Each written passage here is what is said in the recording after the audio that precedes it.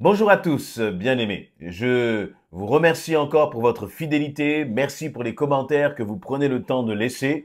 Je les lis systématiquement, même si je n'ai pas toujours le temps d'y répondre. Mais vraiment merci. Merci parce que cela m'encourage. Et puis cela aide aussi, bien sûr, à ce que ces vidéos puissent gagner en visibilité et puissent toucher le plus grand nombre, puissent encourager le plus grand nombre. Pour rappel, je mets une vidéo chaque matin du lundi au vendredi et par la grâce de Dieu, eh bien, c'est maintenant plus de 1000 vidéos qui sont mises en ligne depuis cette époque du Covid.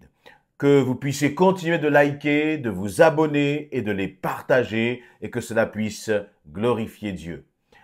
Nous continuons nos pensées sur ce verset de 1 Timothée chapitre 4 à partir du verset 12 et surtout ce verset 12 d'ailleurs. Dans les deux vidéos précédentes, nous avons étudié ce que cela signifie. Je vais d'abord relire ce verset. Que personne ne te méprise pour ton jeune âge, mais efforce-toi d'être un modèle pour les croyants par tes paroles, ta conduite, ton amour, ta foi et ta pureté. Dans les vidéos précédentes, nous avons vu que Paul appelle Timothée, dès son jeune âge, malgré son jeune âge, eh bien, à être déjà un modèle pour les croyants. Être un modèle pour ce monde, ce n'est pas très compliqué parce que, après tout, les gens de ce monde ne connaissent pas Jésus-Christ. Ce n'est pas que nous soyons supérieurs en quoi que ce soit, mais c'est que en acceptant Jésus-Christ, nous avons accepté de nous laisser transformer par le Créateur. Parce que je ne serais pas ce que je suis si ce n'était pas par Jésus-Christ. Je n'ai pas la capacité, tu n'as pas la capacité de te transformer par tes propres moyens. La religion ne nous change pas. La religion ne nous transforme pas. La religion ne fait pas de nous quelqu'un de bien au sens, j'allais dire, dont Dieu le voit. La religion peut bien sûr nous donner de bonnes valeurs, mais nos bonnes valeurs ne nous transforment pas. Nos bonnes valeurs ne nous donnent pas l'éternité. Tout cela, c'est accessible par Jésus-Christ. Et donc, parce que Timothée est un enfant de Dieu, Timothée est un homme qui a reçu Christ, Paul peut dire à Timothée, efforce-toi d'être un modèle. Tu as reçu Jésus-Christ, j'ai reçu Jésus-Christ, donc nous avons la capacité par Jésus-Christ qui vit en nous à être des modèles pour les croyants. Et donc, nous avons vu dans les vidéos précédentes la notion d'être un modèle par nos paroles, notre conduite, notre amour, notre foi. Et j'aimerais aborder maintenant ce dernier point, c'est sois un modèle par ta pureté. La pureté. L'idée de la pureté, c'est l'idée, vous voyez, d'une presque perfection, de quelque chose qui est saint, de quelque chose qui est honorable, qui finalement ne provoque pas le rejet de Dieu, parce que c'est ça qui est important. La pureté, selon les hommes, c'est quelque chose qui est variable, quelque chose qui était impur hier, une façon de penser, un principe ou même une loi qui était impure hier. Aujourd'hui, elle devient normale, elle devient correcte, elle devient même bonne. Dans les temps de la fin, il nous est dit que le bien sera appelé mal, le mal sera appelé bien. Mais lorsque l'on parle, lorsqu'on se positionne du point de vue de Dieu, du point de vue des principes du royaume, ce qui est pur ne change pas. Ce qui était pur hier est encore pur aujourd'hui. Et ce que Dieu veut, c'est que nous nous efforcions justement d'être des modèles de pureté. C'est intéressant d'ailleurs ce verbe s'efforcer d'être un modèle de pureté. Parce que finalement, Christ vit en nous. Et donc, Christ vit en nous, il a posé, il est venu habiter, tabernacler dans nos cœurs avec sa sainteté, sa pureté.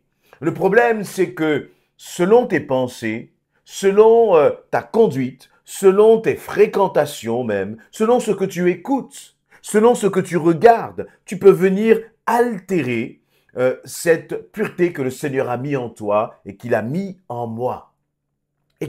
Et donc, comment finalement, on pourrait voir 3 points ensemble. Comment alimenter cette pureté? Comment conserver cette pureté? Comment continuer de marcher dans la sainteté? Je suis sanctifié parce que Christ vit en moi. Mais une fois que je suis sanctifié, que j'ai reçu ce vêtement blanc, comment je dois me comporter pour le conserver pur, pour le conserver blanc, pour le conserver propre? Eh bien, je crois que premièrement, et c'est ce que Paul va dire justement, il va dire, mais affectionnez-vous aux choses d'en haut, que tout ce qui est pur, honorable, honnête, soit l'objet de vos pensées, pour marcher dans la pureté, pour devenir un modèle de pureté. Il ne s'agit pas simplement d'être comme les pharisiens qui étaient là au coin des rues et puis disaient, regardez-moi, voici, je fais bien, je jeûne 3 fois par, je ne sais pas, par jour, je donne ma dîme, je fais tant de prières par jour, je connais toute la loi de Moïse par cœur, etc., etc. Ce n'est pas par les actions. Mais je crois que la pureté, on la conserve par une intimité avec Christ. C'est en marchant avec Christ. C'est en gardant les yeux fixés sur lui. C'est en nous remplissant de sa parole, en nous nourrissant de sa parole, que sa parole est comme une vitamine qui a en nous cet effet justement de chasser toutes les mauvaises molécules ou je ne sais quoi d'autre, mais qui va faire un nettoyage en nous. La parole de Dieu opère un nettoyage dans ton cœur et dans tes pensées qui vont t'aider à marcher dans la pureté. Et donc, pour être pur, pour garder, pour conserver cette pureté, pour être un modèle de pureté pour les croyants, cela va dépendre de la qualité de notre intimité avec notre Dieu. Et je le partageais encore récemment avec une jeune sœur. Eh bien, nous le vivons, nous l'expérimentons tous. Lorsque tu commences à négliger ta vie de prière, lorsque tu commences à négliger la lecture de la parole de Dieu, lorsque tu commences à négliger la communion avec les frères et les sœurs, tu vas tout de suite, très rapidement sentir que ta vieille nature commence à revenir à la surface. Dans tes pensées, dans ton fonctionnement, dans tes raisonnements, dans ta façon de parler, dans ta façon de conduire. Même ton cœur, tu vas sentir qu'il est un peu plus sec à chaque instant. Pourquoi? Eh bien, c'est que finalement, notre chair pécheresse là, commence à reprendre le dessus. Et pour garder cette pureté, pour marcher dans la pureté, pour cultiver cette pureté, nous avons besoin de constamment cultiver notre relation avec Jésus-Christ. Pour cela, il faut refuser la paresse. Il faut refuser le manque de discipline dans notre vie spirituelle. Il faut refuser la négligence spirituelle. À chaque fois dire, Seigneur, je ferai après, je lirai ma Bible plus tard. Et bien sûr, cela nous arrive tous et cela m'arrive aussi à moi. Mais il n'est pas bon que ce genre de situation perdure. Parce que si cela perdure, c'est ta pureté qui est attaquée. Donc, premièrement, je dirais, il y a des dispositions préventives à prendre pour demeurer dans la pureté en soignant en soignant, oui, notre relation, notre intimité avec le Seigneur. C'est la première chose.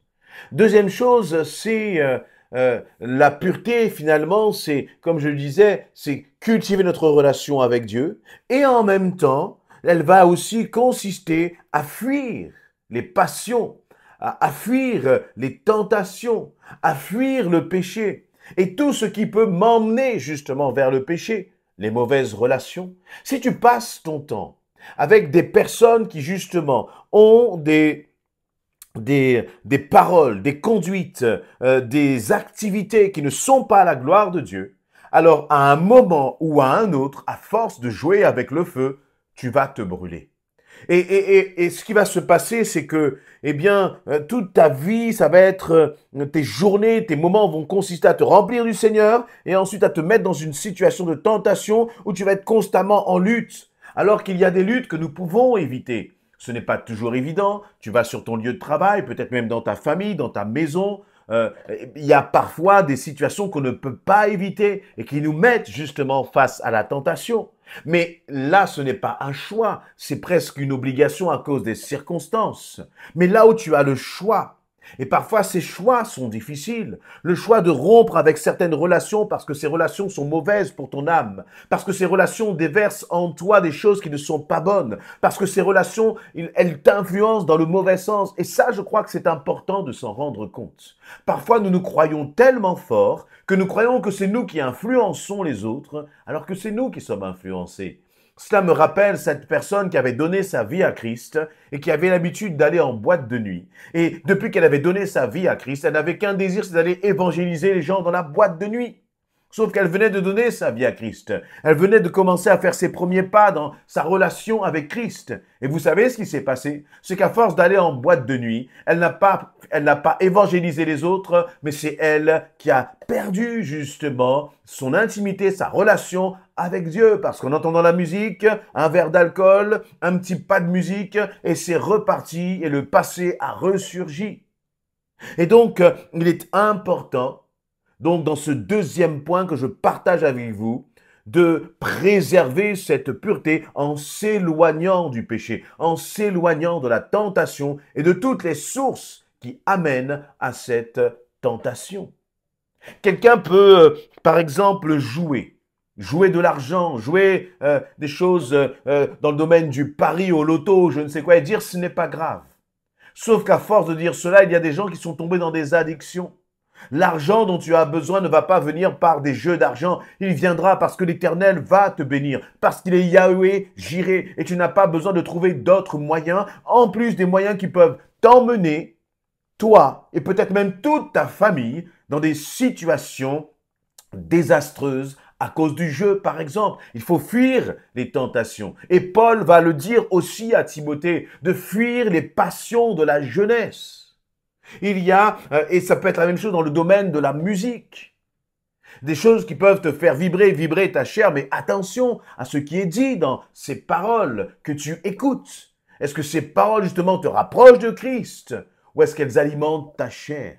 Je ne dis pas, et l'apôtre Paul, la Bible ne dit pas que nous ne devons pas nous faire plaisir. Non, le plaisir, finalement, cela vient de Dieu. Lorsque Dieu a mis Adam et Ève dans le jardin, il ne les a pas mis là pour qu'ils souffrent, mais il les a mis dans un endroit où ils étaient épanouis, où ils avaient du plaisir à voir la nature, à s'occuper de la nature, à prendre soin l'un de l'autre. Notre Dieu est le créateur du plaisir. D'ailleurs, à chaque fois que dans la création, dans le processus de création, dans le livre de la Genèse chapitre 1, dans les premiers chapitres, eh bien, il nous est dit que Dieu vit que cela était bon. Dieu lui-même a pris du plaisir. Dieu prend du plaisir dans ton adoration. Dieu prend du plaisir dans ta louange. Dieu prend du plaisir dans tes sacrifices, dans ton obéissance. Oui, le plaisir nous vient de Dieu, mais Dieu ne veut pas que nous puissions prendre du plaisir dans des choses qui ensuite auront un goût amer. Vous savez, ces pièges que l'ennemi met devant toi pour te dire, vas-y, goûte-le, comme dans le jardin d'Éden. Vas-y, goûte, vas-y, fais cela. Vas-y, touche à cela. Tu n'as rien à craindre. Et puis, finalement, quand tu commences à toucher cela, il va s'ensuivre désastre, malheur, pleurs, échecs. Dieu veut que nous puissions fuir cela. Et si tu commences à apprendre à fuir cela et d'être discipliné et radical par rapport à toutes ces sources, justement, de pureté, ça va te permettre de marcher dans la pureté. Et maintenant, le troisième point, c'est parfois nous tombons. Parfois, nous sommes faillibles. Et là, eh bien, la Bible nous dit que si nous reconnaissons nos péchés,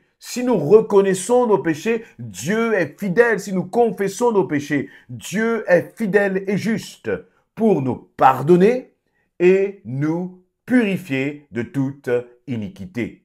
Et il va aussi dire dans le livre des Proverbes que celui qui cache ses transgressions, celui qui cache ses fautes, il ne prospère pas. Mais celui qui les reconnaît justement et qui les abandonne, alors lui, il obtient miséricorde. Et donc là, nous voyons que l'attitude, lorsque nous avons péché, pour retrouver cette pureté, eh bien, cela va consister à reconnaître nos fautes, à confesser notre péché, ne pas faire comme si nous n'avions rien fait, ne pas essayer de cacher cela, d'enfouir cela, parce que si tu caches cela, tu vas t'éloigner de Dieu. Et tu pourras t'éloigner, faire le tour de la terre. Le Saint-Esprit te poursuivra. Tu ne pourras pas dormir en paix tant que tu n'auras pas confessé ton péché, tant que tu n'auras pas confessé ta faute. Et c'est par la confession, finalement, par la reconnaissance de notre faute, que nous pouvons justement obtenir la pureté. 3 points pour résumer, je vais m'arrêter là. Premier point, cultive ta relation avec Dieu pour marcher dans la pureté, pour être un modèle de pureté. Deuxième point, eh bien, éloigne-toi de tout ce qui peut t'amener à pécher. Et troisième point, si tu pêches, dans ce cas-là, confesse ton péché. Va voir peut-être des responsables spirituels pour qu'ils puissent t'accompagner, t'aider, parce que parfois derrière cela, il y a un combat à mener contre le péché et nous avons parfois besoin d'aide. Et plutôt que de continuer de tomber, de retomber encore et de s'isoler dans la honte, il vaut mieux prendre son courage à deux mains, aller partager avec un frère et une sœur, un responsable spirituel, ce que tu es en train de traverser. Et là, tu pourras être accompagné, aidé pour avoir la victoire. Voilà, j'ai été un peu plus long que d'habitude, mais prenez le temps de laisser encore une fois quelques partages, quelques témoignages sur votre façon justement, ce que vous mettez en place pour devenir des modèles de pureté. Amen.